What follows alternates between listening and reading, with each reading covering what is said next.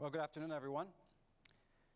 This is just a brief introduction for some of the work that we've done in Miami-Dade over the past 5 years, but it's just representative of a very, very short segment of the revolution that we believe is taking place in Miami-Dade. My name is Alberto Carvalho. I'm the proud superintendent in Miami, but most importantly, I am still today, as it was said earlier, the self-appointed principal of 2 schools, an elementary school where I really feel really big compared to the students, and a senior high school where unfortunately I feel very small compared to the students.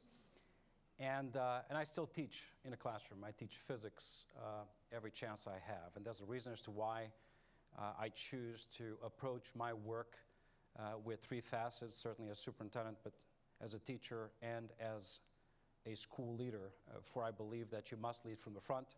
You need to be in touch with students, with communities, and if you believe in effective leadership, then lead. If you believe in effective teaching, then teach. And if you embed as part of your fabric as a leader all those concepts, I think it helps you navigate what can be a daunting job as a superintendent of a very large urban system. What I'd like to do over the next few minutes is take you through a journey that goes back to about 2008 when my team began its work in Miami-Dade. And then take you very quickly to where we stand today and the new promise and, to a certain extent, challenge that are looming, not only for Miami-Dade, but I think for our country. And of course, in so doing, I have to talk about the most exciting and the most promising of all of the revolutions that we have brought about in Miami, which is our own version of digital convergence. How you force curriculum decisions and technology decisions and professional development and the device conversation, which has so many people across the country obsessed with right now with that sexy iPad. How do you force all of that to converge on students to ensure grade level proficiency, dramatically improved graduation rates, dramatically decreased dropout rates, and just a way of dignifying their humanity by connecting them to learning that represents the way they exist, the way they inform themselves, the way they entertain themselves. So if I'm able to cover all of that over the next 30 to 40 minutes, I think we will have accomplished something. I'd like to know who's here. So I'm not too familiar with South by Southwest, or at least the makeup of the attendees. So by a show of hands very quickly, if you're an educator at any level, raise your hand. Okay, if you're not an educator, please raise your hand. Okay, fantastic. It's about 50-50. If you are, or you think you are, a school leader, raise your hand very quickly, at any level. Fantastic. Policymaker, school board members, God, same thing. Fantastic. If you are a statewide leader, very good. Thank you. Let me take you back to 2008, because I would like to do is, to a certain extent, debunk the myth that effective, sustainable reform can only be done when the money is flowing and economic conditions are propitious towards bringing about dramatic change. I will submit to you that, in fact, the reverse is just as true as anything else. If you remember, 2008 was an interesting year. Our nation was well into the very worst recession the country had faced, at least in over 70 years. And most districts across America, particularly urban districts, were retracting from new initiatives because the funds were not there. Most of them were reducing or altogether eliminating elective courses from schools, because that's the first thing to go, because it's not tested. And if it's not tested in the minds of some, it doesn't rank. It was also a year across America where a full recognition of this standards debate was picking up steam. In 2008, very strong conversations beginning across the country regarding Common Core and the need to dramatically increase the rigor of standards for all states. That's the backdrop that defined the work that we started. But in Miami-Dade, the condition was actually a bit more interesting. In Miami-Dade, the system was as close to 3 levels of bankruptcy as any system could be. And I defined those levels of bankruptcy first as an academic bankruptcy, and I'll tell you why. Secondly, a financial bankruptcy. And third, an ethical, if not moral, bankruptcy. So financial bankruptcy, much like every state across the country, education took a real hit during the recession. Billions of dollars pulled back from schools, from investment, local property taxes falling, state investment at an all-time low, and of course, children and those who teach them were paying the price. But in addition to that, in Miami-Dade, there were some man-made technical deficiencies.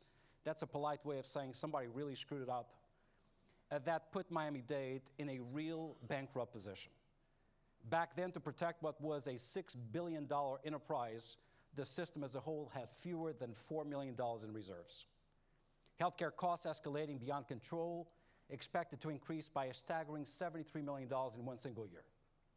In addition to that, a transition as a system from a legacy MSAF system to an SAP platform that was running behind schedule with stiff penalties that were about to cost the system a staggering $85 million. And the state crisis in funding, resulting in a contraction of the system from $6 billion to $4 billion in just 2 years. Dramatic condition. Not a single contract negotiated with any union group, including the teachers' union. Unrest on the streets. School board meetings were fun, particularly those that were televised. An academic bankruptcy because here's the condition.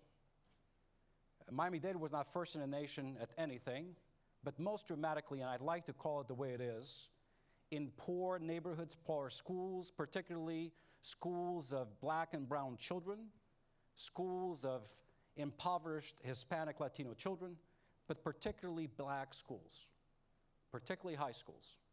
Most of them rated by the state as D or F, and for as long as there was an accountability system in the state of Florida, these schools had never been anything more than a D or F. Compound that by woefully low, unacceptable graduation rates. The so-called dropout factories were well and alive and producing at a very high effective rate right in our community. Some of these schools with graduation rate as low as 45%. As I was appointed, received a letter from the state urging me to shut down 9 schools on the basis of performance. Now here's the problem. In many communities across America, particularly urban communities, you and I know that schools stand as the only beacons of hope and opportunity. You close a school, you extinguish hope and opportunity in those communities. If you shut down the school, you better hope there's a church close by, because then what you see are liquor stores and McDonald's and nothing else. That was the condition in Miami-Dade. An ethical, if not moral, bankruptcy because the way I see it, any organization, public or private, that accepts, recognizes, and lives with those first 2 realities, the first, the academic bankruptcy and financial bankruptcy, and does nothing about it, is an ethically bankrupted entity. That's the way I saw it. So we went to work. And I think the way we went to work was in a creative way, unlike many other districts that during the recession decided to backtrack or retract from making investments or dramatic reforms. In fact, we believed that the economic crisis could be leveraged as an agent of opportunity. We believed that all the things you could not do when the money is flowing and conditions are stable could be leveraged as an opportunity to do the craziest, darnest things and blame it on the economy. And that's exactly what we did. Had an opportunity to renegotiate every single contract with every single union, had an opportunity to eliminate duplication of spending and replicative spending by engaging a true zero-based budgeting process, but one driven by values. Asking the questions, what do we stand for? What do we want to be known as? What are the key elements that define our work? Let us invest in those and defund everything else. So what does that mean in practical terms at ground zero? A 70% decrease in administrative spending. The non-renewal of teacher contracts for performance over the past 5 years to the tune of 6,000 teacher contracts. A replacement through termination, demotion, and transfer of over 70% of all principals in Miami-Dade. Now, I'm not suggesting that terminations are the solution. I do not wish to be on the cover of Newsweek holding a broomstick. That is not the way you clean up America's public schools. That is not the way you reform. However, an honest conversation about effectiveness at the leadership level and the teaching level is a fair conversation to be had, and we had it. The way we reduced spending in non-essential areas allowed us to reinvest in the key functions of our public school system. So we had an opportunity not only to renegotiate contracts, but we had an opportunity to dignify and elevate in spending during the time of recession key areas that we believed were closer to classroom teaching, to children, and to effective teachers. And that is exactly what we did. In so doing, we stabilized the economic situation of the district. We improved our reserves by 2,000% within the first year. And in fact, unlike the federal government, we were able to improve our credit rating and the outlook at the same time that our nation lost theirs. So crazy things can happen if you dare to be as crazy as the situation, the challenge before you. And that's exactly the way we tackled the problem. You and I know that without taking dramatic action to face daunting challenges, you're not going to get the outcomes you would hope for. And I believe that what we've done in Miami-Dade over the past 5 years reflects that dramatic call to action. Nothing like 9 schools about to be shut down and graduation rates in those areas as low as 45% to get somebody's attention.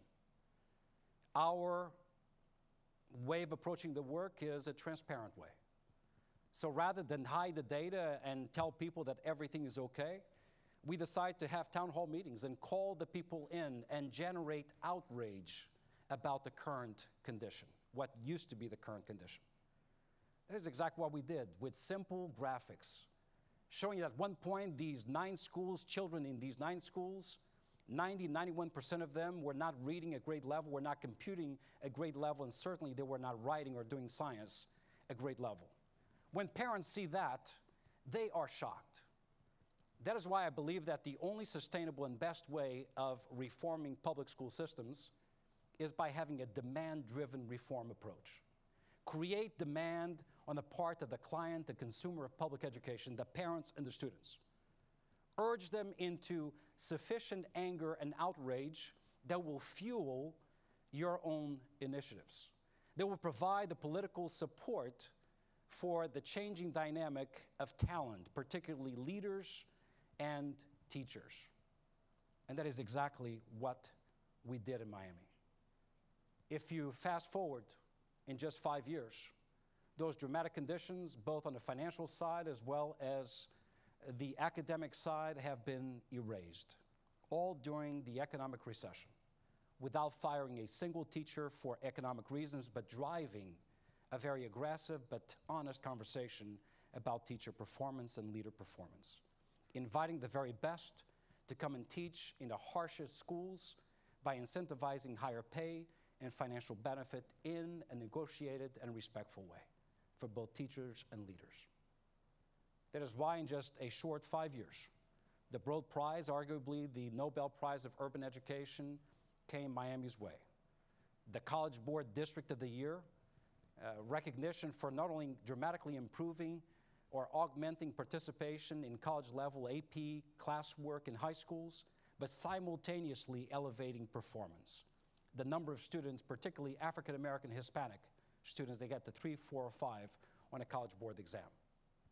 Or the fact that for the first time in the history of this country, the Teacher of the Year, the AP of the Year, the Principal of the Year, all became, from district, became the state's teacher, AP, and principal, and some went on to the national competition.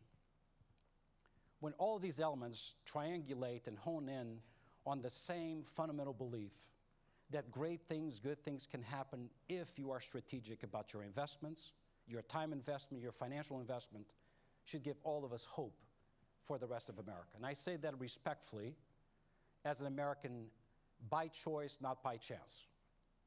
My district is 73% poor one of the most diverse districts in America, where 77,000 students speak a language other than English every day as a first language. They are ELL. A school district that today stands as the face of America 10 to 15 years from today. That is why it is my sincere belief if in fact we can provide a solution for Miami-Dade today, we are providing a replicable, scalable solution for America. Our financial, academic health today is not the way it was 5 years ago. Graduation rates in the 9 schools that I described to you today are actually higher than the district's average, which went up 15 percentage points in 4 years. They are higher than the state average, and for the first time ever, our system's graduation rate is higher than the federal average, with 2/3 higher levels of poverty and 2/3 higher levels of diversity. So, where do we start? I mean, how can you catalyze and catapult the system from low performance financially and academically to high performance? How does that happen? Well, I choose to believe that you need to be guided by self-imposed moral imperatives. You need to ask yourself, what do we stand for? What are you willing to fight for? What are you willing to risk to get the results that you should get as a system? And for me, the moral imperatives that we follow and that I personally follow are very simple. Number one, I sincerely believe that achievement gaps are always preceded by opportunity gaps. Achievement gaps are always preceded by opportunity gaps. If a child from birth to grade 3, the magical year, where we know if they're not reading at grade level by grade 3, the likelihood that they will graduate on time or at all is significantly undermined. So if a child from birth to grade 3 is not in a school that has a safe, secure environment with great teachers, highly effective teachers, not just qualified teachers, I really don't understand the insanity and the obsession about qualification. Talk to me about effectiveness. I'm more interested in that. But if a child does not have an effective teacher in front of him or her every single day, if that child is not ready to learn from the first day in kindergarten, if that child is not in a school that has ample technology with access to digital content, if that child does not have the supportive network, socially supportive network around him or her every single day, that is an opportunity gap. And now, I cannot necessarily control the level of parenting for a child or the socioeconomic conditions in the neighborhood. So I invest some time in addressing those, but I invest a lot more time in addressing the factors that I myself control. And teacher effectiveness, leader effectiveness, the safety and security of the building, the technology and content available, the district curricular resources, and the social supportive networks, those are all elements under my control. So I'm not one who believes that I should invest a lot of time on factors that are outside of my control, because invariably what happens when you do that is that you then have a chance to blame those entities that are outside of your control. Little Johnny can't read because mommy doesn't show up. Maria can't write because her mom works 3 jobs and she's never here. Or both of them are poor. And when does the litany of excuses end and the factors that we control actually become a predominant element in the conversation? So opportunity gaps lead to achievement gaps. So what I know is this: unmitigated, uncured achievement gaps often become generational economic gaps. You want to break the cycle of poverty in America? Reinvest in education at the earliest possible occasion, from birth through 3rd grade. That's one moral imperative. The second moral imperative is this issue of equity and access. So if you believe that an opportunity gap leads to an achievement gap, when do you start and how? Well, for me, I do not believe in pilot programs, because pilot programs are by nature segregational. Pilot programs will target a group of students, will test whether or not something worked, and it may help them or not at the expense of everybody else. So in Miami-Dade, Equity and access, simultaneous equity and access, are elements specific to our reform. The peer-reviewed research around everything that needs to be known about education is pretty solid. As a nation, we no longer face a skill set deficit. We face a will set deficit. We know what works. We know how to make it work. The challenge is that people talk about educational reform so much, they actually believe they did something. And secondly, often the will to get it done is not there. We know exactly how to boost student achievement for poor children, children of color in America, suburban and urban. We know how to eliminate the reading deficit often associated with English language learners. We know how to quickly catch up students who are recent arrivals to this country. We know how to teach the migrant children who go from crop to crop across state lines. We know how to do all of that. The reason why it is often not done is not because we don't know, it's because we lack the political strength to do the right thing. And I believe that any time is a good time to do the right thing. So those stand as our moral imperatives. Secondly, I tell you, the federal government doesn't help. Often state legislative bodies don't help. There are some legislative imperatives that sometimes get in the way, sometimes help or hinder the progress. I'll give you a few because I want to spend some time talking about our digital convergence, the ABCs of our digital revolution in Miami-Dade. And I can tell you right now, some of the biggest enemies of true sustainable educational reform are state legislatures, state mandates, laws, and statutes that force school systems to spend dollars in a less than effective way. State-mandated textbook adoption that forces to buy education by the ton at times when students no longer care to flip through pages because they expect education to be a 24/7, anytime, anywhere event. Those legislative imperatives and mandates are actually hurting educational progress across America. So if in fact you have great teachers and great leaders, supportive communities and networks around schools and children, what's the next step? And for us, the next step is paying close attention to the way students are living, the way they are informing themselves, the way they entertain themselves, really the way they create a living environment in and around them. And you and I know, even though you are far younger, I was told before I came here today that 1/3 of the attendees at today's conference are younger than 34 years of age. I'm older than that. 1/3 are younger than 44 years of age. I'm slightly older than that, which puts me on the upper third. I don't feel very comfortable about that. But here's what I know. Even I recognize that my 22-year-old daughter is far smarter, far more aware, and connected than I was when I was her age. This is no longer a question as to whether or not our kids are not learning or whether or not they are a disconnected generation. They are more aware, they are extremely inquisitive. It's just that they're playing in a very broad spectrum of ideas and interests, unlike us. So this is not about broken kids in broken communities. This is about broken systems that fail to recognize how to connect children to their own learning. This is about transforming education and systems that rely on the pushing out of information to kids and actually allow for students to own their own educational journey.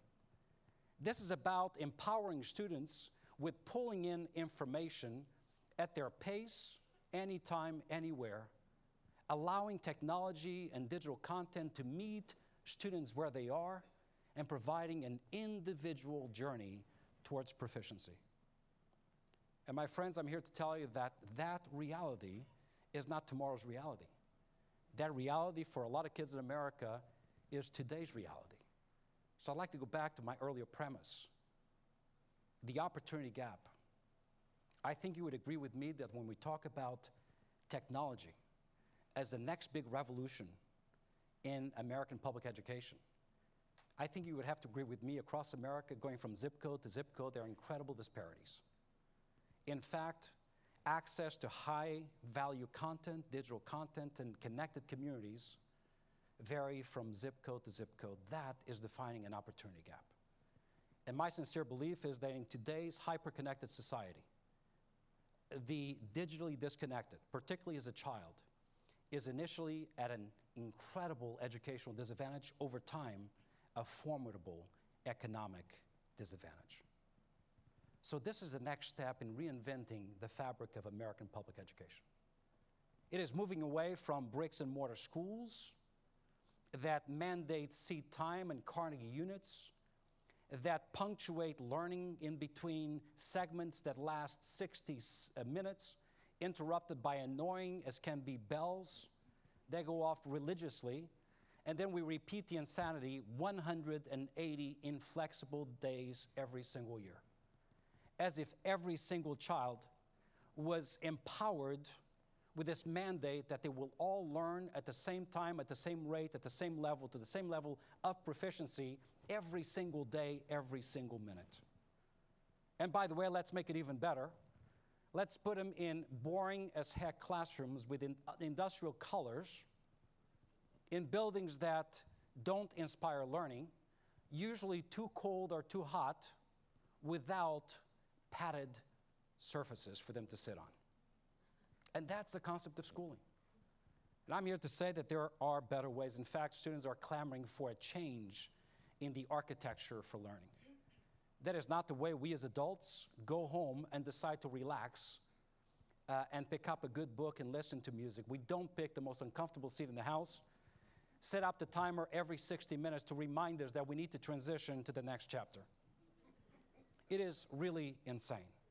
I'm not going to go through with you as to why public schools across America today are conformed in that way. You know it. It was perhaps a necessity for a different era. Our children are no longer farm workers alongside their parents. Our children do not any longer follow an agrarian system that dictates the opportunity for learning. And what I know is there are some kids that I teach today that need probably 90 days of school a year. At the same time, there are some that need 240 days of school a year. There are those who are fully able. There are those who are disabled. There are those who speak English really well. There are those who struggle a whole lot. So to envision the one-size-fits-all pipeline that they all enter and exit at the same time is by nature scientifically predicting a failure rate that should not be acceptable to any one of us. So if the mandate before us is to arrive at dramatically improved outcomes, the inputs need to dramatically change. And for me, the most powerful changing element before schools today is the power of technology as an assistive tool in the hands of expert teachers. I'm not one who favors virtual education. I'm one who favors the beauty, the power of a blended learning environment. Bringing in inspired and inspirational teachers into educational environments that dignify the humanity of kids with color, with function and form as two sides of the same coin, with great technology and fantastic digital content that is personalizable, that is adaptive, that creates individual learning opportunities for every single student. I don't need to tell you what the benefits are for blended learning. It certainly can provide some cost savings, and we can talk a whole lot about that. But if you create the right blended learning environment, not only does one teacher have the ability to differentiate instruction better, based on learning modalities and teamwork, individual tutor time, computer-assisted instruction alongside direct instruction. These environments can exist at a fraction of the cost of a traditional environment. Secondly, the ability to touch all kids regardless of how they learn and how well or how fast they learn is dramatically enhanced. And lastly, the power for professional interaction between the inspired and inspirational teachers in these environments is really phenomenal. We're seeing it in Miami-Dade. I'm not just telling you this because I believe it would work if we were to make this shift. I'm telling you this because we are in our 4th year of a quiet revolution, a tsunami-like quality event in Miami-Dade. And I call it a tsunami because, you know, we know that you cannot outrun a tsunami. You cannot necessarily swim under it. You cannot swim in front of it. I paddleboard. I come from Miami. So the one way you survive the tsunami is to ride on top of it if you can.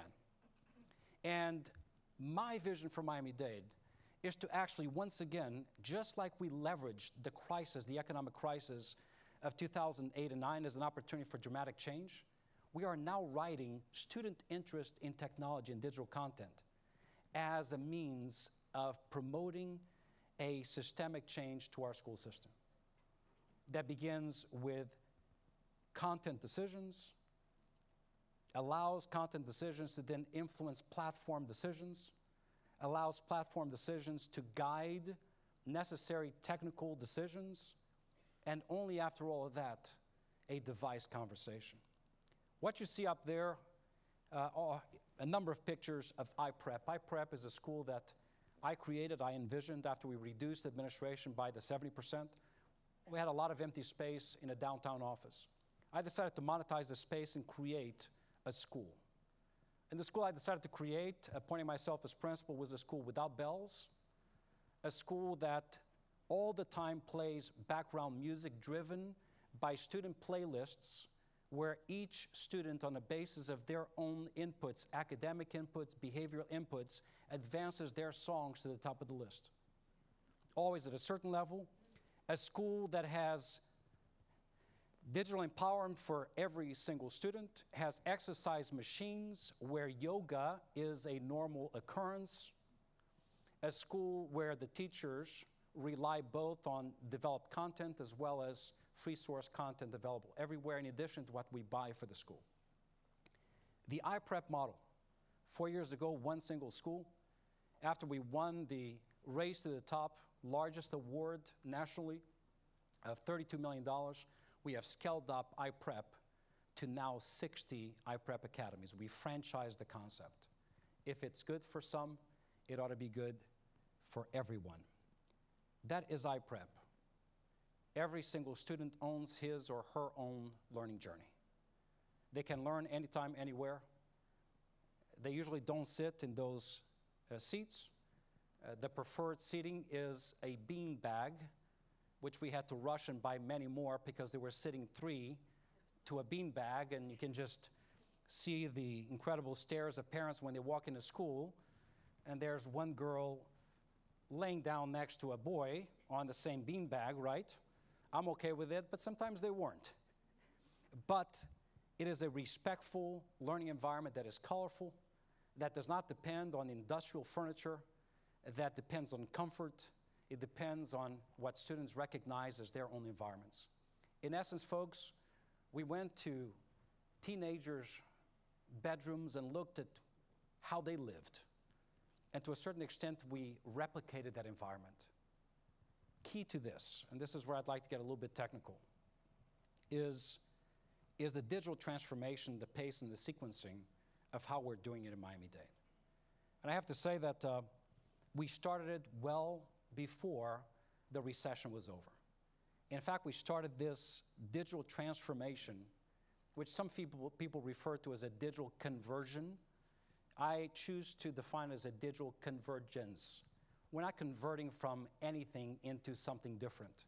We are forcing all of our inputs and investments to convene, to concentrate, to come together around a child, asking the tough questions about the environments we want to create, the content we want to make available, the professional development construct for the teachers and leaders, the architecture literally and figuratively for our schools and learning environments.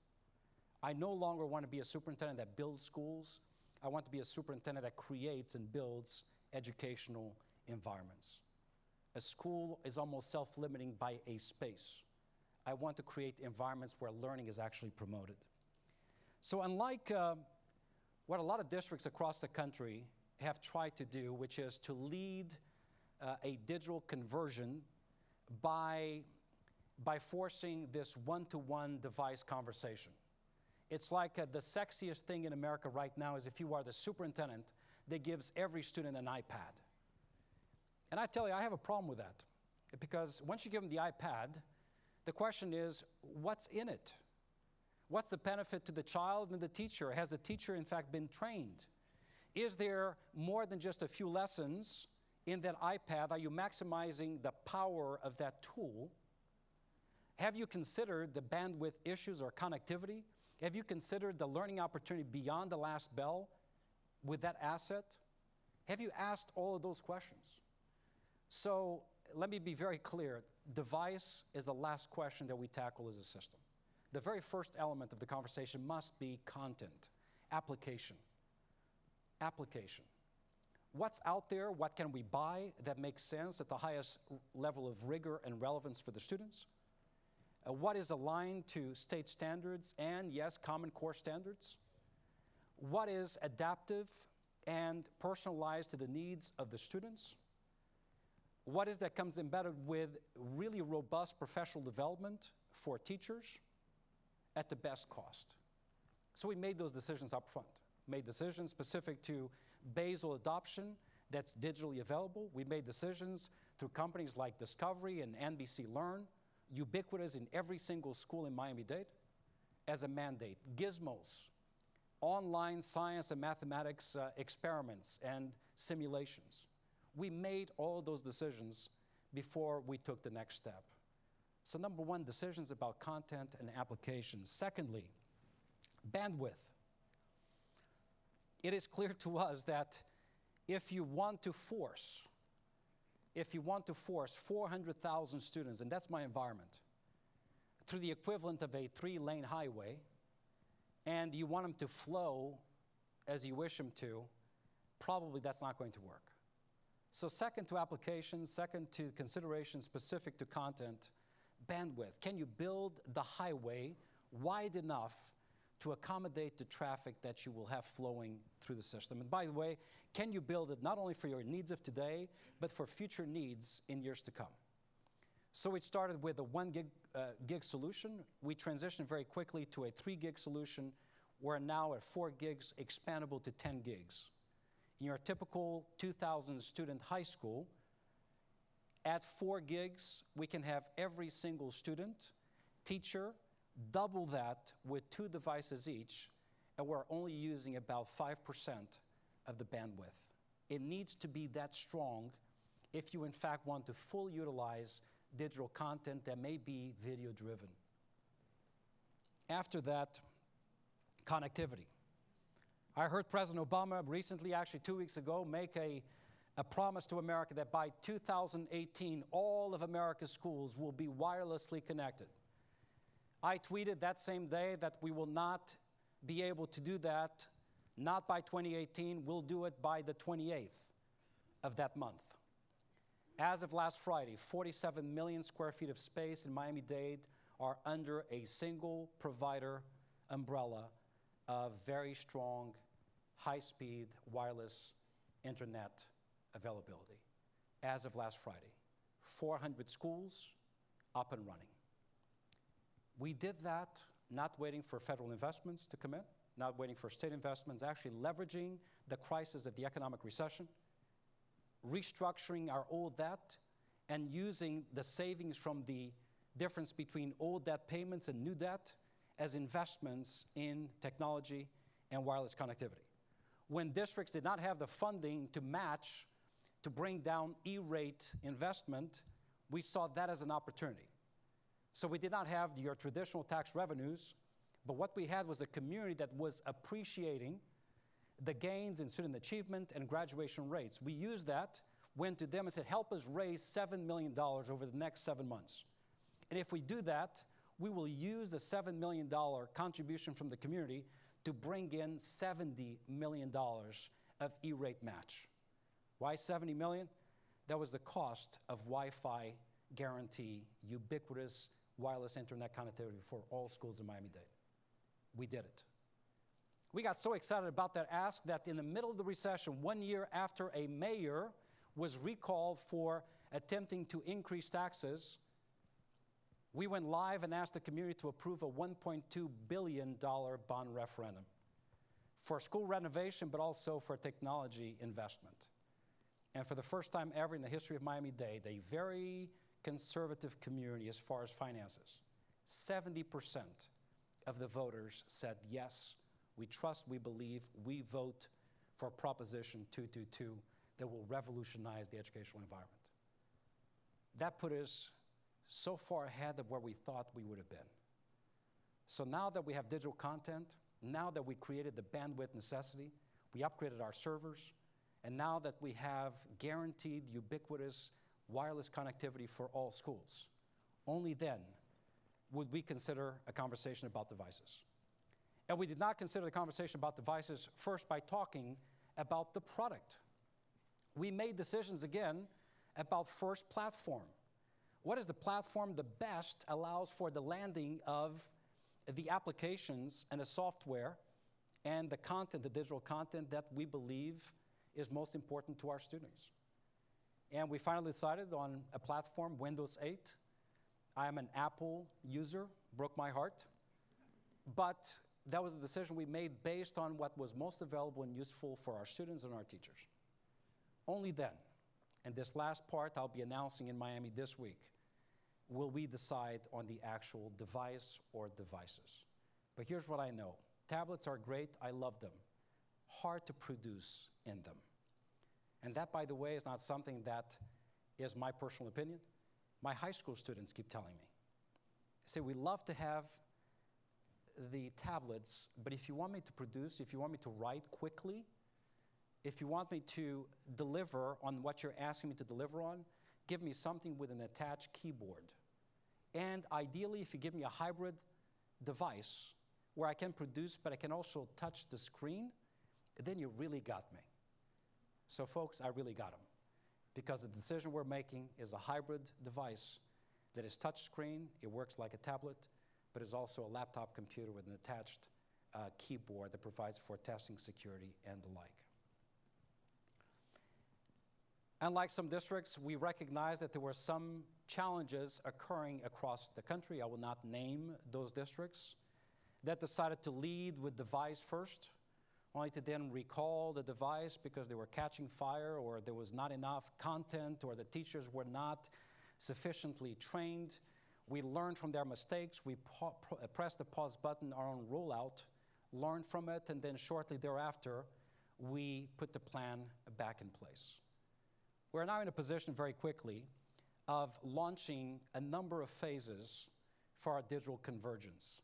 Phase 1, actually through April of 2014, this year, we'll see 28,000 new devices hitting schools after a soft launch of 30,000 devices since the beginning of the year, where we've been studying it pretty systemically, their use, their resilience in the hands of students, the loss ratio in the hands of students at different grade levels, and the like. By August of 2014, an additional 49, close to 50,000 devices. By January of 15, an additional 65,000 devices. And then the last phase, an additional 100,000 devices. And like what some districts, again, decided to do, it is not our decision to buy every single student a device. We led, by the way, with the development of a Byod policy after surveying parents and students and exchanging the right to the device and access to content for responsible use and access. We passed that through the board. And then we had to ask ourselves the question, does every child really need, or every student really need, a device provided to them by us? If we are to tackle that big number, it will delay our implementation. So we decided to survey parents. How many of you have a device you can bring meeting these specifications? Well, guess what? About 30% of our students do. Actually, 30% of them have more than one device. Leading to the holiday season last year, we created an awareness campaign. If you're going to get your child a device, consider these types of devices because they meet the criteria for the content that we find is helpful. And we put it out there with discounts for the purchase of a lot of those devices. So boosting the numbers narrowing the gap between what we have to buy and the total number for the one-to-one initiative. Lastly, devices alone are not enough. You actually need the environment. And 2 weeks ago, we made the single largest purchase of environmental interactive whiteboards. We decided on one platform, or basically two, Smart and Promethean. We decided to go with Promethean. We bought 11,000 Promethean boards with surround sound system with direct access to digital content. So we will have every single classroom in Miami-Dade with an interactive board, every single student with a device, every single teacher with a device, every single teacher trained. So then you ask, what next? Well, how about calling Microsoft, since we decided to go with Windows 8? That's got to cost somebody something. And we negotiated directly with Microsoft a couple of things. Number one, free, universal cloud storage for every single student and teacher for Miami-Dade. Single source, secure access for all content through an interface designed by Microsoft. And lastly, how about coding and Microsoft certification academies for all corners of Miami-Dade, contingent on the exclusivity of platform for our system. Last thing I'll say, for those who are attempting to find a universal solution that's delivered under one single funding source, they will never get their initiative off the ground. You will never have enough money to do everything you want. So we relied during the years of the recession on passing a bond. We relied on the E-rate match fueled by local contributions. We relied on qualified zone bonds through the federal government. And we relied, and I'll close on the digital convergence on this element. We relied on this philosophical decision that I feel very strongly about. I will not incur a debt for future generations of taxpayers and board members and superintendents that exceed the shelf life of the device we buy.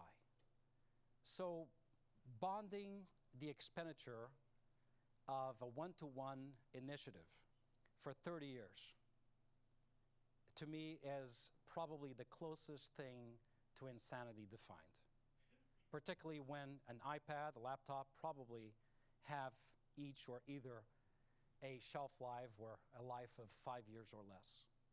So for the devices, even though actually in technology, because of the QZAB, the E-rate, and the bond, we have significant amount of funding, I decided to go out and segment the purchase with a short-term loan with very low interest rate.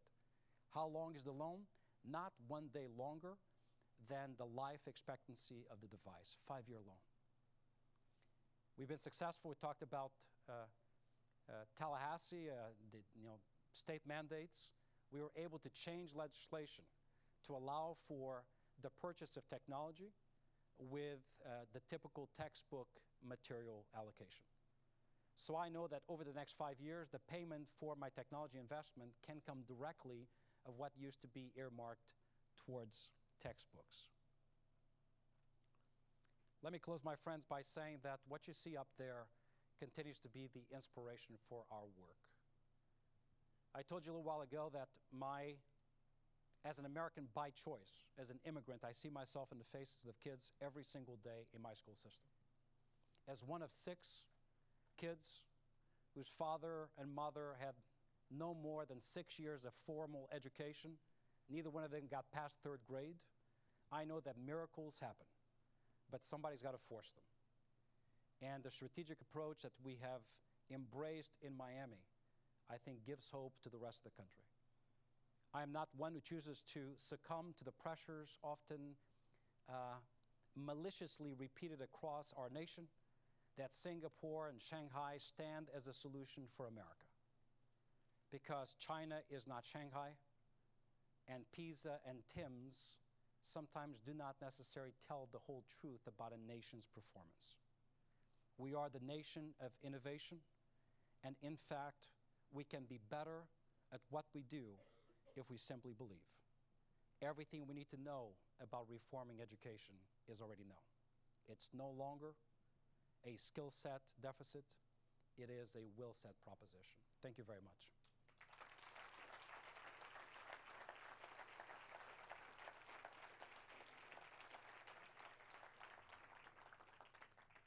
I don't know if we still have time for questions or if you care to ask any questions.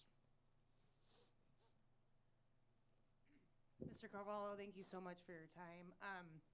Quick question, you touched very briefly on professional development with a convergence, this massive, I would imagine it was a very robust program. Can you talk to us a little bit about what that looked like? Sure. So you remember the ABCs of the digital convergence, right? The A for applications, B broadband, bandwidth, C connectivity, and D devices. Really the professional development need to address two of those four. Teachers and leaders don't have to be trained on connectivity. It should be there, right? You walk into a Wi-Fi environment and it's active. You see the little icon. They don't really need to be trained on bandwidth. There should be technicians that address that. So the professional development is really reserved to two elements of the convergence solution. Number one, the application, the digital content. Teachers and leaders, instructional leaders and teachers alike need to be able to navigate, understand the full power of digital content. The one that we buy as a district for all schools. So for example, Discovery, which is available, digital content is available in every single school in Miami-Dade, was negotiated with an understanding that some professional development would be provided, and by the way, we're not done, we need to do more of it. The Basel series that we purchased, available digitally, both for remediation, acceleration, and standard level students, professional development, aggressive professional development. I favor these companies actually stationing in our district teams of individuals for 2 to 3 years to see through the full implementation. The adaptive technology that comes with a lot of the softwares that we buy, teachers need to be trained. The way we do it, we utilize teacher planning days and before the school year days that we carve out and we designate and negotiate for the purposes of professional development. And then we make a lot of professional development opportunities available online so that teachers from anywhere or educational leaders from anywhere can plug in to these modules, which, by the way, whether they do it face-to-face or online, gives them credits towards certification or recertification. The other piece of professional development, obviously, is the device itself. The device, is the vehicle that's going to deliver the content. So, and on that, you and I know students are very, very comfortable. Give it to them. They know exactly what to do with it. Teachers and leaders still struggle. The latest research actually indicates that in most cases across America, teachers use less than 10% of the full capability of the technology in their classroom, to the extent they have technology. So what's happening with the other 90% you paid for 100%? So the professional development ought to be targeted to what teachers know, what they should know, what they must know for the full maximization of the assets that we are buying. So it's really professional development on devices, but first and foremost on content and applications. Thank you. All right, I think we're out of time. Thank you very much. Appreciate it.